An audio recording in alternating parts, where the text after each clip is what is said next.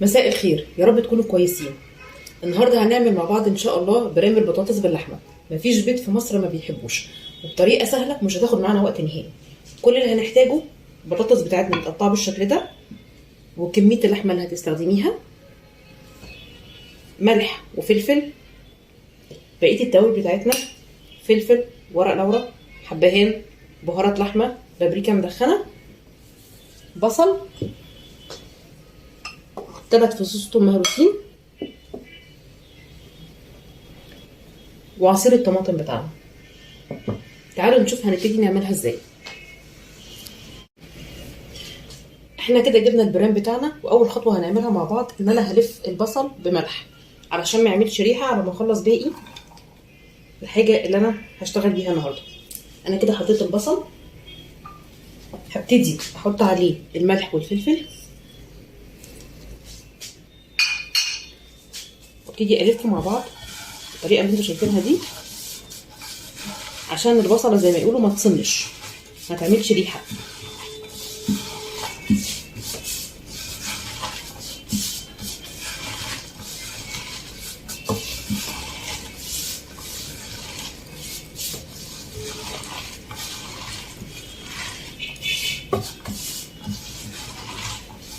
بحس ان البصله بتاعتي بتنزل السوائل بتاعتها وبتشرب الملح والفلفل.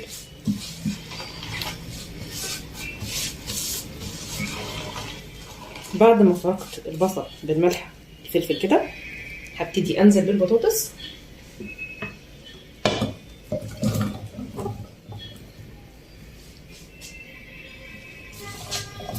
واقلب البطاطس مع البصله بالطريقه دي.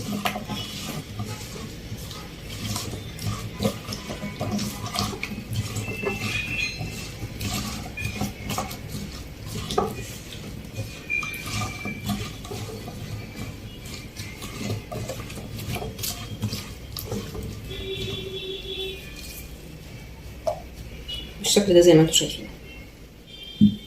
بعد الخطوه دي هجيب عصير الطماطم، هنزل بنص الكميه اللي معايا، وهقول لكم انا عملت كده ليه دلوقتي.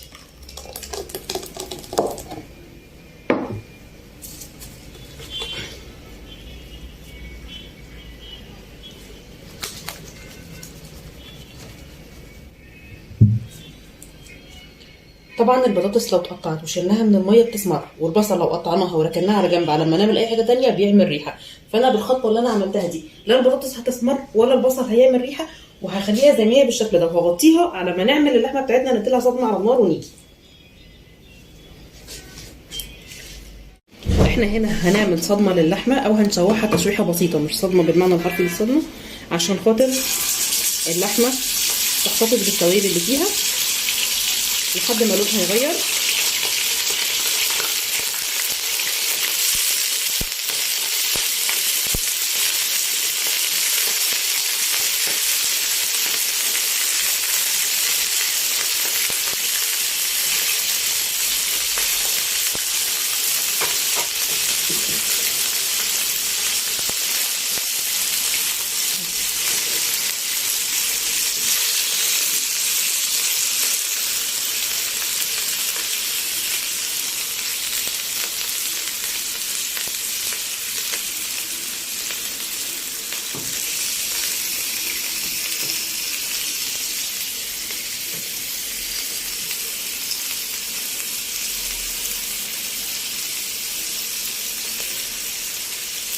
نبتدي نقلب اللحمه بتاعتها كده على الوشين، ونتاكد ان اللون اتغير من كل اتجاه.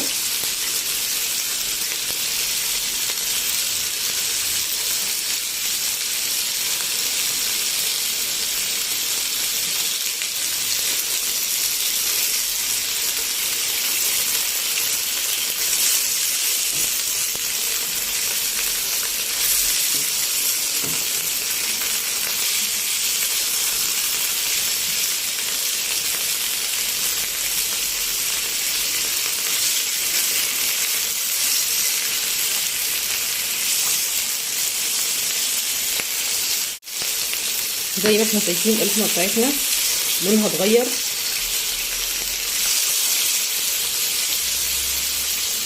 هنبتدي ننزل بباقي التوابل اللي ما حطيناهاش قبل كده. بالطريقه دي.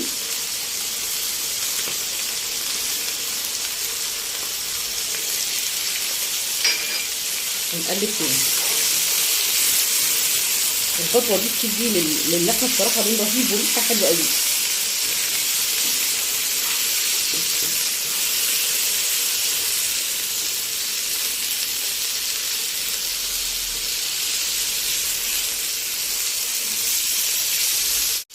كده اتاكدت ان اللحمه عندي اتشربت كل التوابل اللي كنت حطاها وخدت اللون الجميل ده.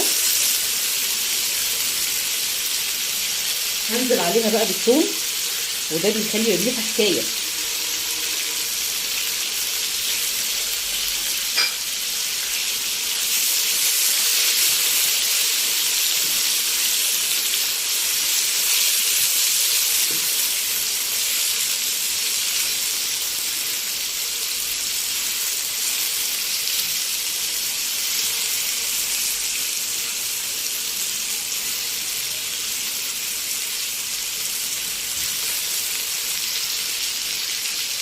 وكده احنا خلصنا الخطوه بتاعه تشويح اللحمه. ادينا لها صدمه، شوحناها تشويحه بسيطه خالص مع التوابل والثوم، وهنجوز نحطها على البطاطس. احنا هنا رجعنا تاني لبرام البطاطس اللي كنا سايبينه. خلصنا اللحمه وشوحناها، ولا البصله صمت معانا ولا البطاطس اسمرت. هنبتدي ننزل باللحمه.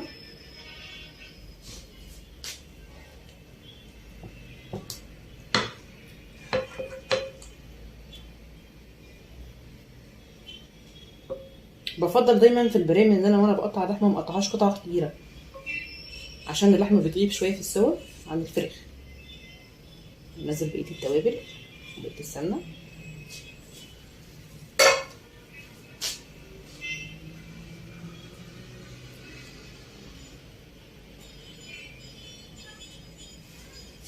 وهنا هنرجع تاني نضيف بقيه عصير الطماطم اللي كنا سايبينه.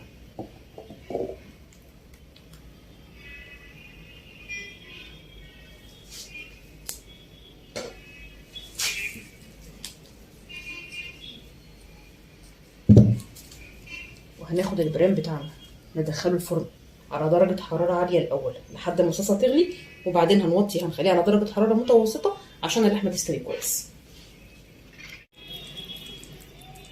احنا كده خلاص خرجنا البرام من الفرن وبيكون بالشكل اللي انتوا شايفينه ده. تمام كده الوصفة بتاعتنا خلصت النهاردة. ريحته بسم الله ما شاء الله رهيبة.